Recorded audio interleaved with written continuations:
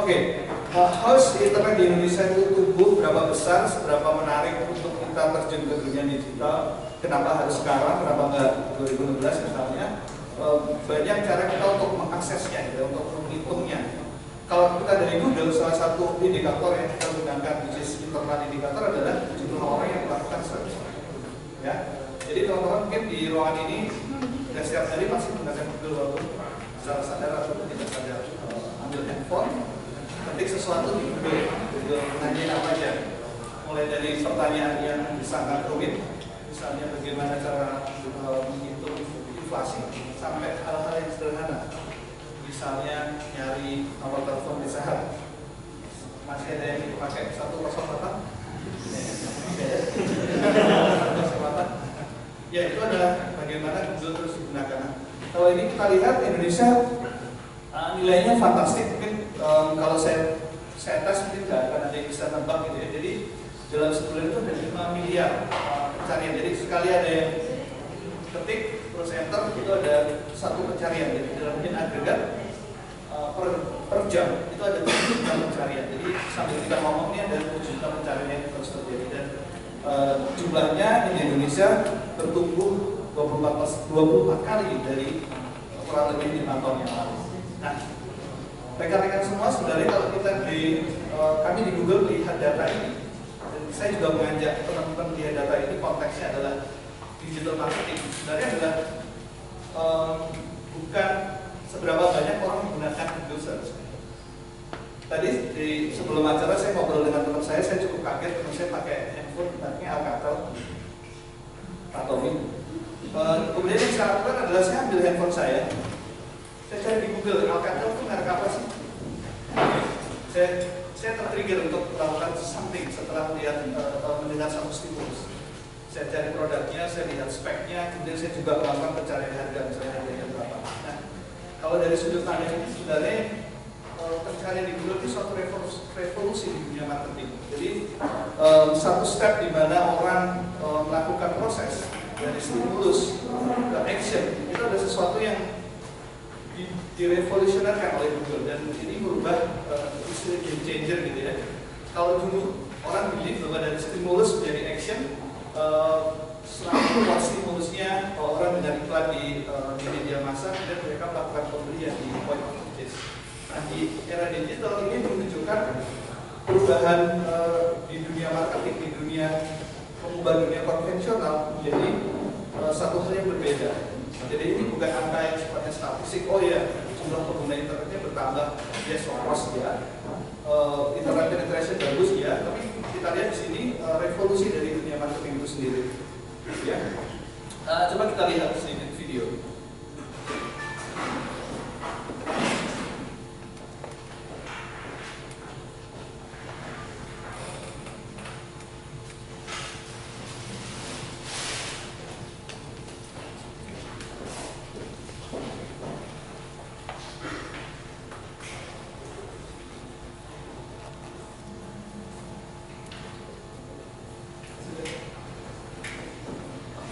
Gak apa-apa, suaranya ada error, tapi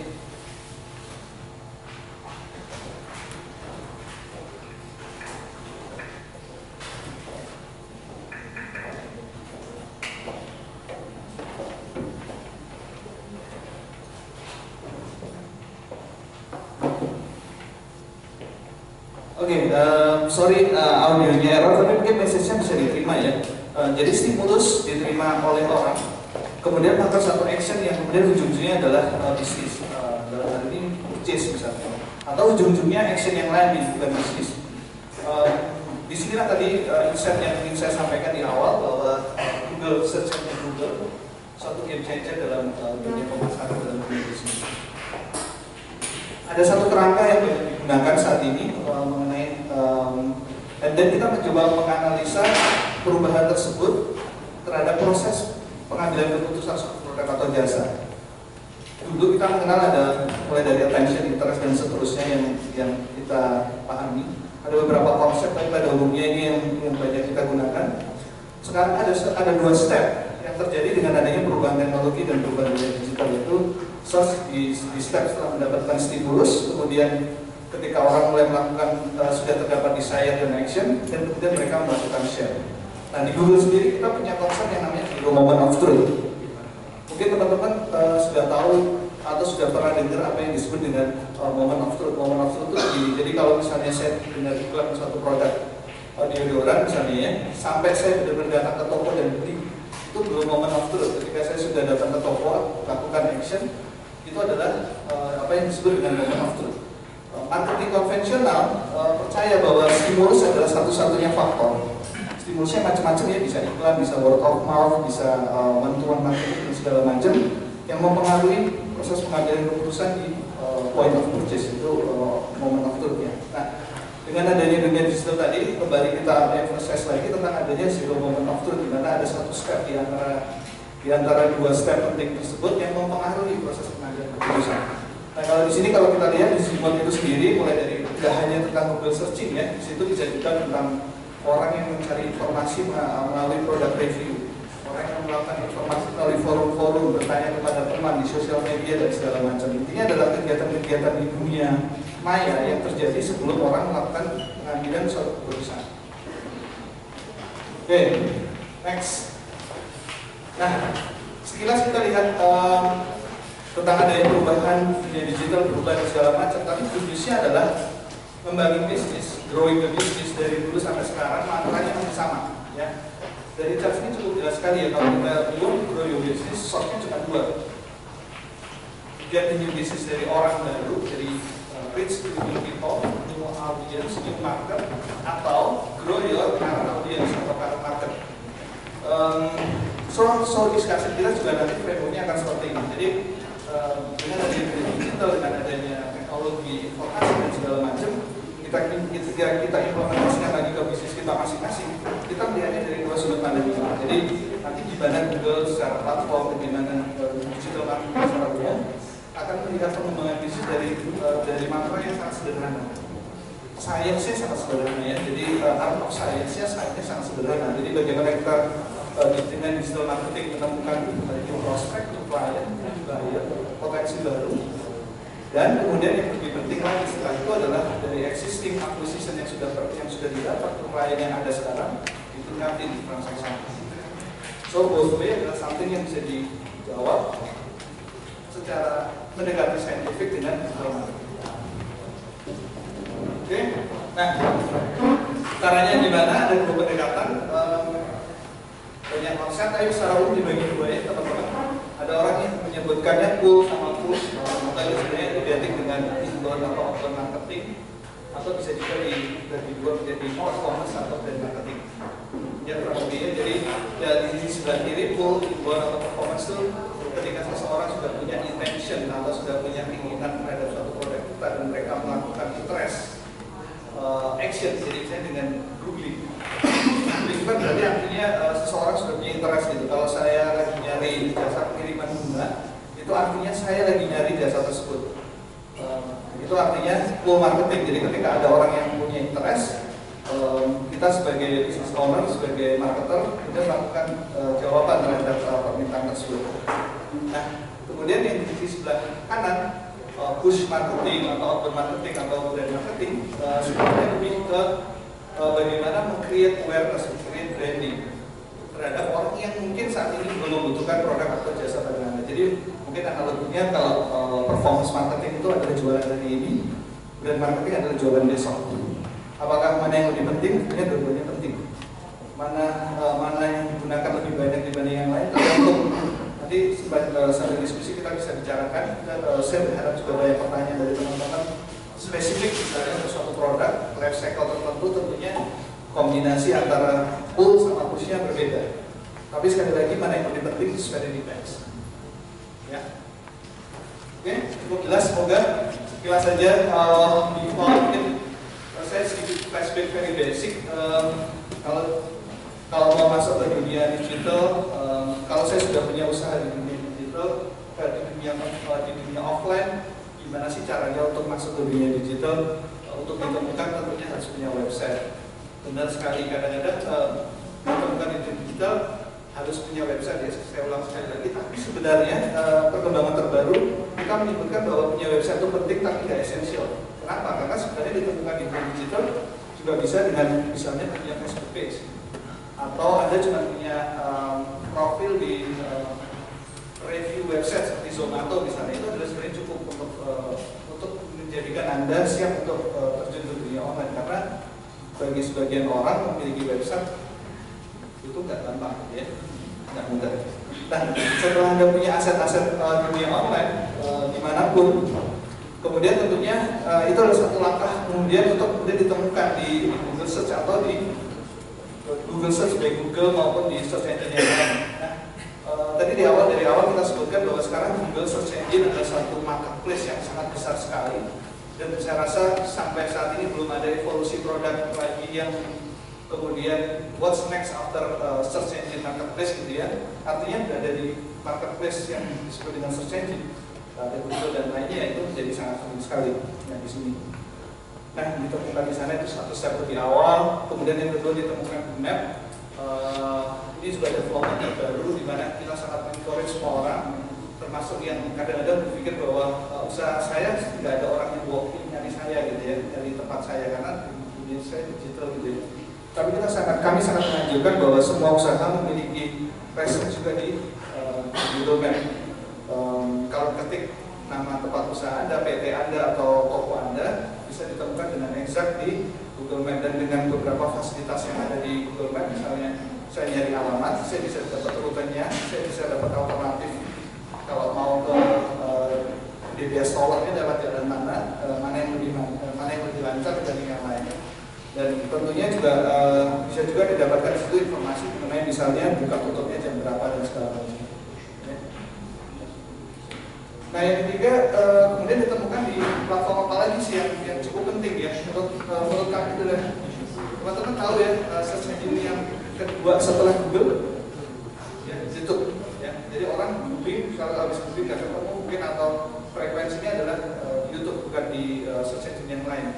Nah, presence di Google, di YouTube penting, dan sepertinya masih sudah banyak juga termasuk level UKM yang memanfaatkan YouTube untuk sebagai sarana marketing yang sangat murah gitu ya. Jadi oke, mungkin tahu video yang di atas di suatu usaha pre-wedding gitu ya.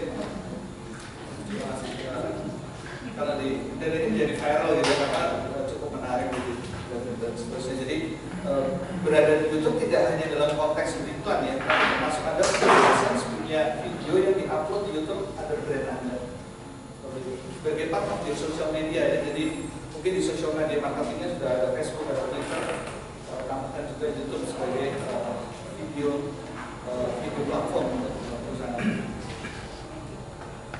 Nah, tadi kita sudah ngomong tentang pull ya. Jadi before-nya tadi adalah ketika orang nyari kita gitu ya. Jadi next-nya adalah kita sudah sampaikan tadi, kadang-kadang kita mulai perlu nih build bisnis untuk besok gitu, untuk masa depan. Dengan cara apa? Dengan cara udah mulai melakukan branding marketing atau push marketing.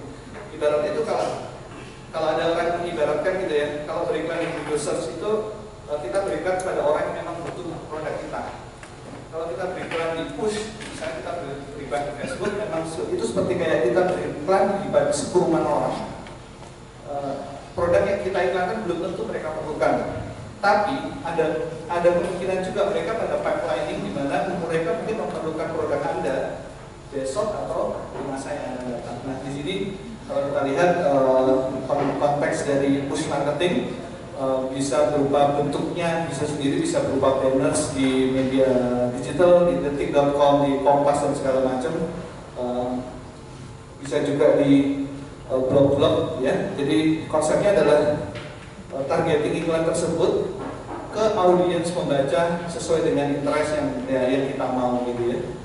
Nah, next, kemudian, nah ini yang menarik dari digital marketing, sorry.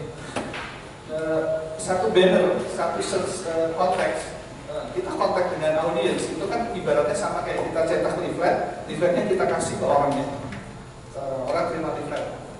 Kalau satu leaflet itu harganya sekitar 500.000, sebenarnya satu leaflet harganya kurang lebih 500 perak. Jadi itu gambaran sekarang distribusi ya, cost per click.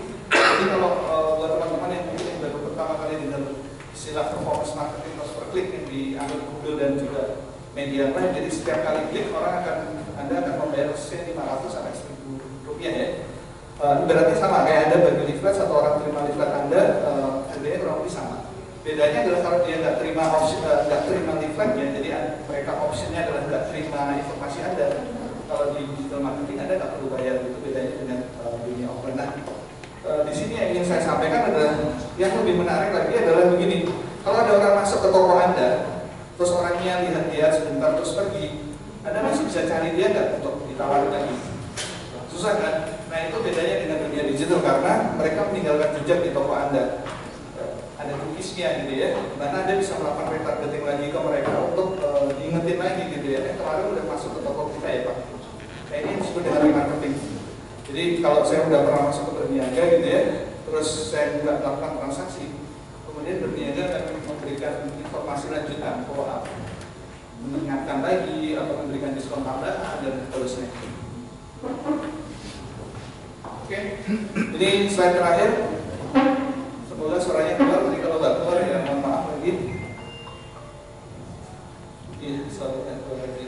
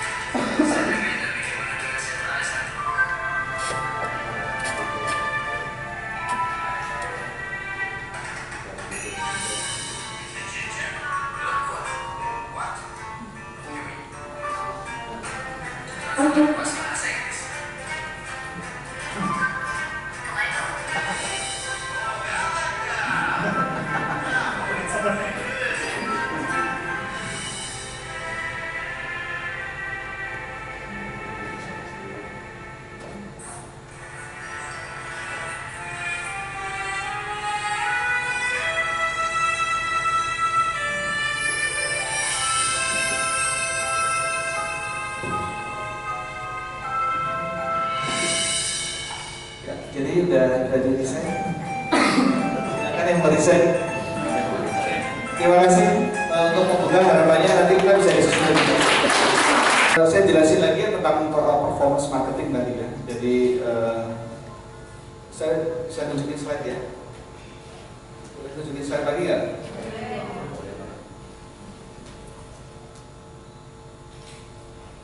Nah, yang ini aja.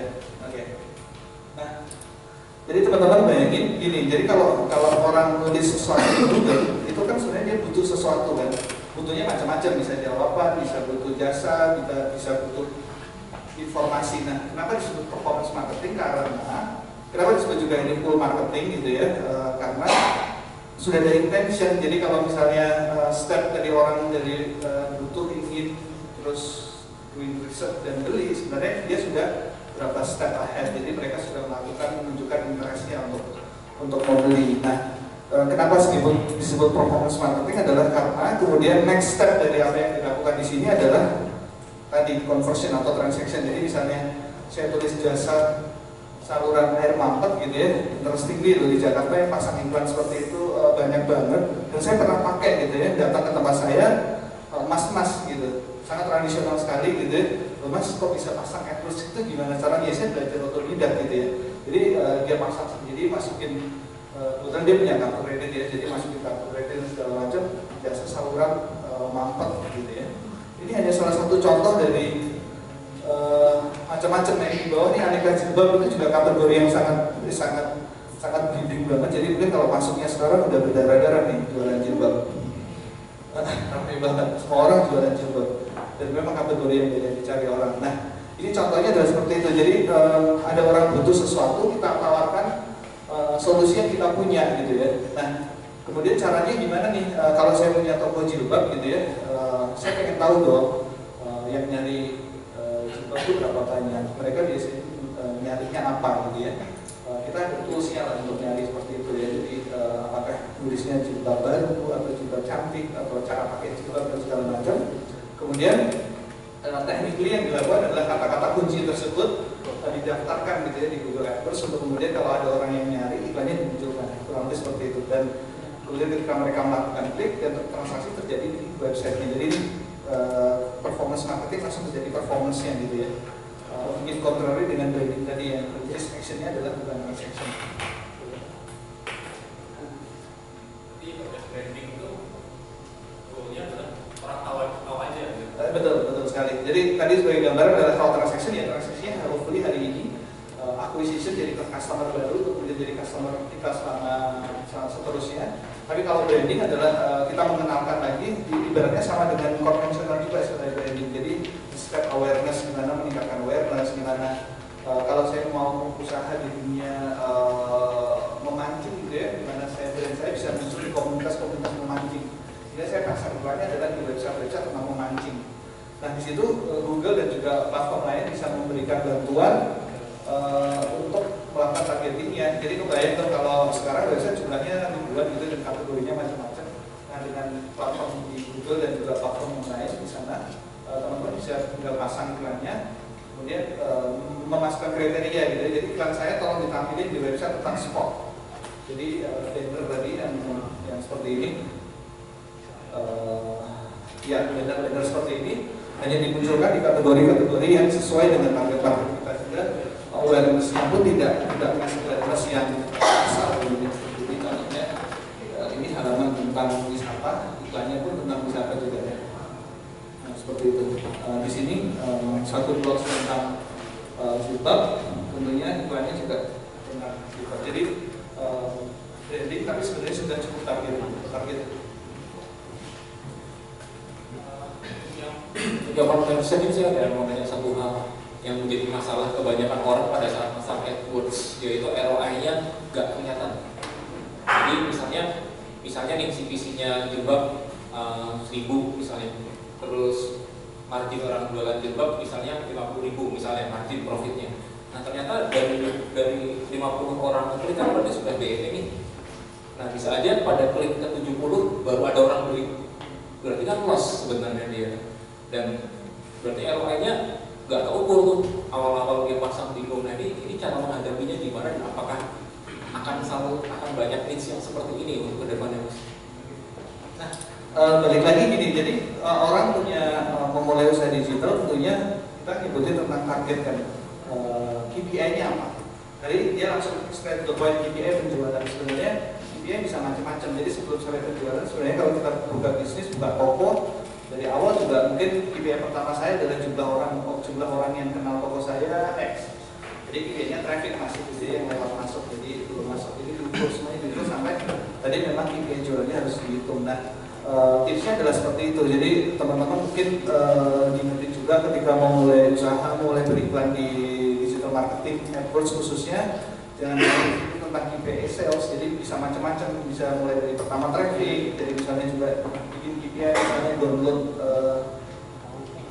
ebook atau katalog gitu ya. Jadi banyak sekali, atau subscribe ke mailing list dan segala macam. Jadi KPI-nya di set sehingga dan tentunya tetap ujung-ujungnya harus ada KPI penjualan. Jadi teman-teman nggak merasa bahwa apa yang dilakukan sia-sia gitu ya. Oke, nggak apa-apa, mungkin buat mereka yang baru masuk dan jadi beli nggak apa-apa, mereka mungkin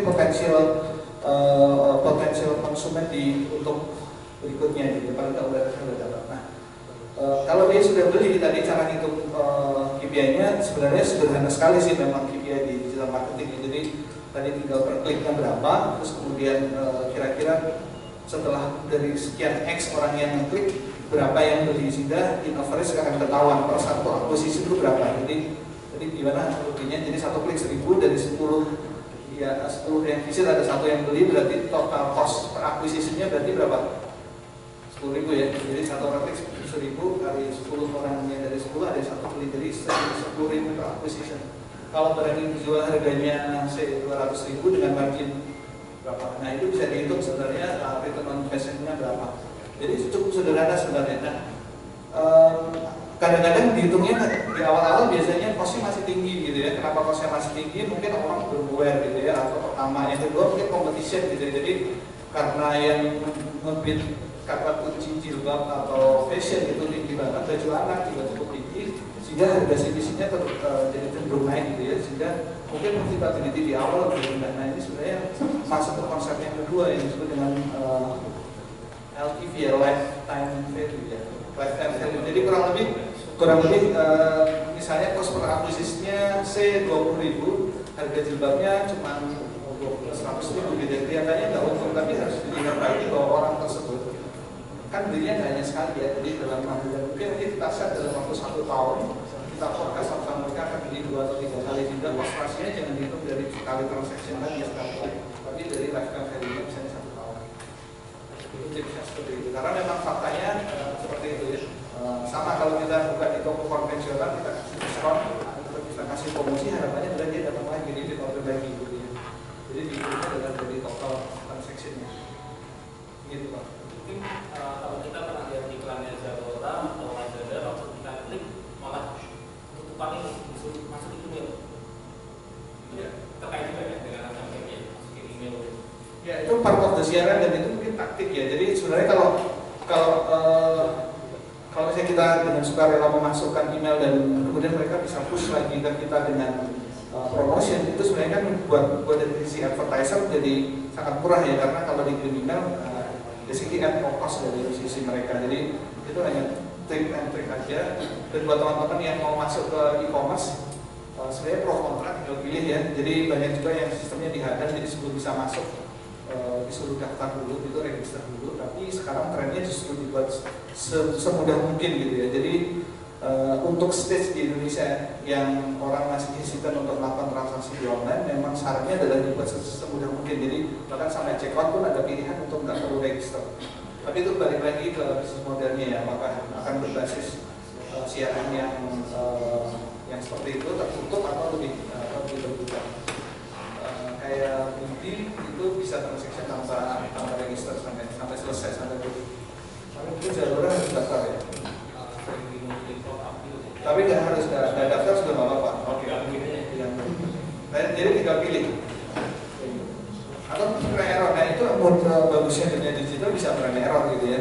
Coba dicoba, saya harus daftar dulu. Kira-kira reaksinya gimana? Apa implikasinya aja? Kira-kira reaksinya. Saya mau nanya lagi pertanyaan yang benar-benar membingungkan saya dan jadi pertanyaan penting ya. Benar nggak sih dunia digital dan khususnya AdWords itu adalah suatu jalan untuk kita yang punya toko online kecil itu bisa dapat omset, dan meskipun di luar sana udah ada Zalora, Lazada yang gede-gede, saya toko online kecil. Benar nggak? Kan ada yang bilang katanya kalau toko online itu udah seperti toko offline. Jadi toko online yang di Tangerang itu tidak bersaing dengan Zalora di Jakarta. Di AdWords kan bisa disetting geografisnya dan katanya quality score-nya bisa bersaing gitu. Ya itu seperti apa sebenarnya? Ya ini sebenarnya sama kayak sama dunia offline juga ya. Kalau saya mau buka toko fashion, saya buka toko sendiri atau saya masuk ke Tanah Abang gitu, tempat yang sudah ramai. Jadi sebenarnya digital marketing, Google Search itu adalah marketplace yang sudah ramai gitu. Nah, apakah itu menghalangi Anda untuk masuk ke sana karena sudah ramai? Harusnya logikanya enggak ya. Tukang fotokopi di mana-mana masih kumpul gitu jadi satu, karena justru di situ marketplace-nya sudah terbentuk. Jadi menurut saran saya memang faktanya begitu. Jadi dengan bergabung dengan marketplace yang sudah ada, Anda buka di OLX atau buka di Kaskus, terus melakukan full marketing melalui Google AdWords, itu adalah salah satu cara untuk kemudian dapetin lead sebanyak mungkin. Jadi balik lagi ke sains yang jadul tadi, ya Anda harus mendapatkan new client sebanyak mungkin, orang sebanyak mungkin. Jadi memang harus seperti itu. Nah, kemudian tadi pertanyaannya misalnya, oke, kalau gitu perlu nggak saya bersaing dengan pemain yang besar sekali seperti Lazada, atau saya hanya fokus ke bersaing ke pemain kecil, atau bahkan melakukan localization. Artinya kalau saya bikin iklan AdWords, saya nggak mau yang atur orang Surabaya yang kemudian nggak jadi beli. Itu bisa ya, bisa enggak. Sama ketika saya kemarin contohnya saya bicara dengan salah satu klien airline kita gitu ya. Nanti kalau saya pasang iklan secara global, terus ada orang di Spanyol tapi iklan saya gitu, kayaknya kan nggak mungkin.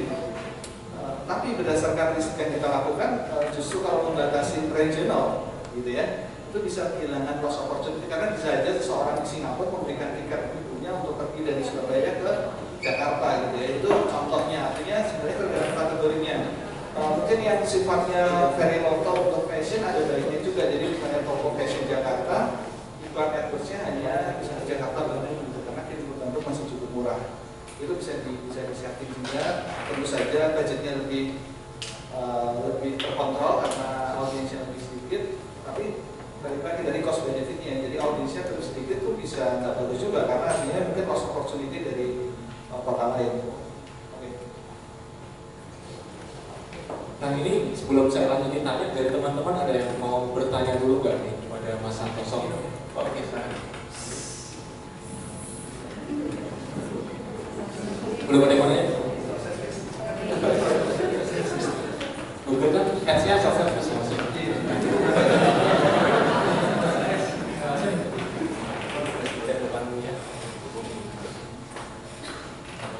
Pas saya mau nanya, kalau untuk pembelian apa, misalkan kita mau beli bulu-bulunya lebih murah melalui Google langsung atau melewati yang kayak kita ada agensinya?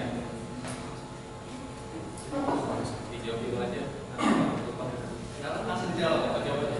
Oke. Jadi sebenarnya Google itu kan sifatnya open dashboard gitu ya. Jadi dan most of our product itu do it yourself. Nah, peran agency sebenarnya adalah value added yang dia berikan itu adalah memberikan bantuan. Jadi karena mungkin tim kita punya buka bisnis belum punya tim marketing atau tim sales, kayaknya untuk urusan digital marketing saya serahkan ke agency. Jadi sebenarnya dia akan mengutip percentage dari biaya yang diberikan ke Google. Jadi pilihannya adalah langsung atau nggak langsung, harga CPC-nya sama. Cuman bedanya adalah kalau lewat agency mereka mengutip percentage value added yang diberikan. Nah, tergantung hitung-hitungannya ya. Jadi misalnya value added itu gambarannya misalnya 15% misalnya ya. Ada punya budget saya 10 juta per bulan, 15% 1,5 juta ya. Itu worth it nggak untuk diberikan ke agency atau ada rekrut orang gitu untuk gaji dan segala macam, mungkin 1,5 juta nggak cukup ya. Jadi tergantung bisa ya atau bisa enggak. Jadi nanti ketika skala Anda cukup besar, misalnya budget Anda sudah 100 juta per bulan, sehingga percentage value added yang dikasih ke agency itu cukup keluarga untuk diberikan pengakuan sendiri. Seperti itu. Jadi sama aja sih karena sifatnya open dashboard. Jadi apakah lewat agency atau enggak, Anda tetap bisa tahu misalnya CPC-nya berapa, actual-nya berapa. Jelas ya Pak ya?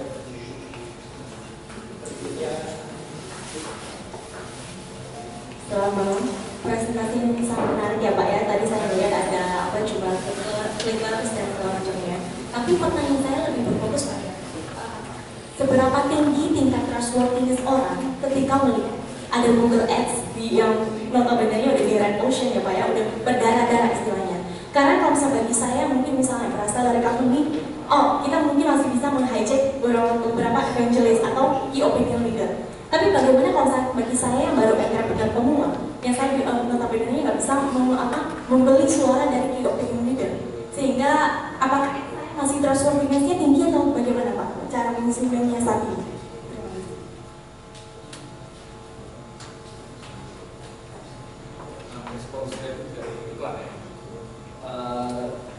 Gini, kalau dari segi iklan dari user, pasang iklan di AdWords, apakah itu bisa meningkatkan trustworthy dari jasa yang diberikan? Iya, betul sekali. Nah, jadi sebenarnya ini part of evolusi education gitu ya dari apa itu namanya, dari pengguna gitu ya. Mungkin teman-teman masih ingat kira-kira 5 atau 6 tahun yang lalu kita dianjurkan untuk kalau masuk ke klik DCA harus nanti klik DCA.com gitu ya. Nah sekarang evolusinya terus terjadi ketika internet makin safe, sehingga kalaupun munculnya di search engine harusnya cukup safe gitu ya. Nah itu juga saya rasa ini agregat orang sudah cukup percaya dengan produk-produk yang muncul di search engine gitu ya pada umumnya. Nah kemudian kalau kemudian masuk ke segmen yang iklan, jadi kalau tadi teman-teman lihat di sini ya, yang di sini kan sebenarnya kalau search engine itu ada 2 kategori ya Pak ya, jadi Pak itu semua, jadi yang bawah itu yang organik, jadi yang berbayar, yang atas itu yang berbayar. Ini juga riset membuktikan atau pengalaman membuktikan bahwa berada di jajaran produk-produk yang beriklan itu memberikan suatu assurance gitu ya, dari sisi user bahwa ini adalah company yang serius gitu, sehingga memiliki presence di advertising di Google gitu ya. Jadi itu sebagai nilai tambah. Dan bahkan sebenarnya kalau kemudian misalnya contohnya gini ya, ada jualan fashion, terus kemudian untuk kunci yang gini berjejer tuh ada Lazada, ada kemudian Zalora, ada QO dan segala macam. Dan salah satu adalah company Anda itu memberikan sense bahwa company Anda bahkan sejajar dengan mereka, sejajar dengan brand-brand internasional. Walaupun trennya misalnya 1, 2, 3 mungkin terlalu mahal, Anda berada di rank nomor 6 pun nggak masalah gitu ya untuk kategori tersebut. Itu memberikan tadi ya, justru memberikan nilai tambah, nilai plus untuk trustnya tadi. Ini begitu kali ya, begitu atau tidak? Mendekati kurang. Saya offline aja, oke. Itu namanya heat map ya Mas ya. Jadi heat map berarti kelihatan di result yang paling atas tuh paling banyak diklik orang. Tapi ada juga yang bilang yang paling atas tuh accidental klik ya, kadang-kadang nggak sengaja kena klik. Pernah ke supermarket suka ini nggak, karena males gue ambil aja yang kelihatan gitu. Itu yang namanya level gitu ya. Ya sama, mirip juga gitu ya. Saya kan mungkin nggak lihat banyak waktu ya. Saya lihat yang lagi promo yang ada di level yang gampang saya ambil, ya saya ambil gitu ya. Itu mirip dengan dibandingkan seperti itu. Sama juga kalau ada masukin barang ke supermarket, baru masuk pertama kali taruh di bawah. Kalau udah mulai laku atau ada mau bayar lebih baru ditaruh di atas. Mirip, logikanya mirip. Moga-moga bisa terpuaskan atas jawabannya. Ya, dua dulu Kang. Halo, saya Adit, Profesor. Beriklan untuk brand kita itu gimana ya? Menurut saya kan itu kita sama aja bayar pajak ke Google, karena secara organic search kita udah nomor 1 kan, jadi ya apa gitu? Apa hukumnya? Terus yang kedua, Google ini kayaknya melakukan semacam kayak propaganda gitu. Itu ya, terus terang saya dulu publisher blogger ya, saya dapat income dari AdSense. Terus banyak algoritma-algoritmanya berubah sekarang. Bitcoin lah, ada banyak sudah. Nah, yang jadi pertanyaan saya ini, kenapa web-web gede, tapi dia beriklan di Google masih tetap bertahan gitu. Terus kita yang belum iklan di Google, misalnya di AdWords, hancur.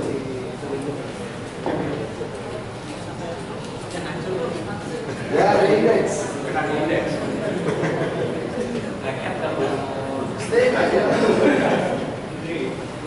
Jadi pertanyaan pertama adalah organisasi sudah di atas, ngapain iklan lagi gitu.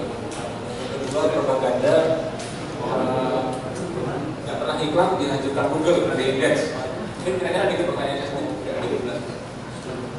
Saya mulai dari yang kedua ya, sebenarnya teman-teman mungkin saya melihat kalau tadi sesuai dengan Wikipedia nggak pernah iklan di Google. Jadi sebenarnya gini, konsep demokratisasi ala Google atau ala search engine manapun itu adalah makin populer suatu website dan banyak iklan, dia mendapatkan rating yang tinggi dibanding website lain yang kurang dicari.